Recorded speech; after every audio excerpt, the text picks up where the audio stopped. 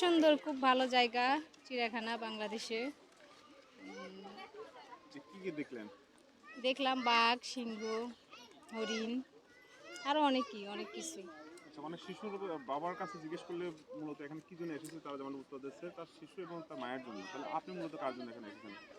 আমি আমার ভাইস্তি, ভাই বড় ভাবির সঙ্গে আসছি বেড়াইতে। ও আচ্ছা, ব্যতিক্রম এখানে কোনো কিছু দেখলেন কিনা বা কোনো কিছু আপনার সংকট কিছু মনে হয়েছে কিনা যাতে এখানে? না, সব কিছুই ভালো, এখানে কোনো সংকট নেই। আচ্ছা, আপনি একজন দর্শনার্থী হিসেবে চিড়িয়াখানার কি পরিবর্তন চাচ্ছেন মনে হচ্ছে আপনার? না, আমার ভাই বলবে, আমি বলতে পারবো না। মানে কোনো কিছু মনে হয়েছে কিনা এই পরিবেশ আরো ভালো হলে, এই জিনিসগুলো ভালো হতো? হ্যাঁ, ভালো হলে আরো ভালো হতো।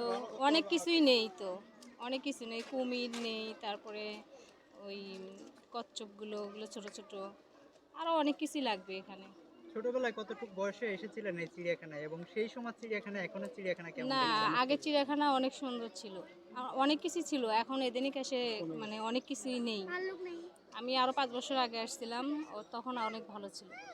এখনকার অনেক মানে সব জিনিস আছে কিন্তু ছোট সাইজ আর কি, আরো ভালো করতে হবে।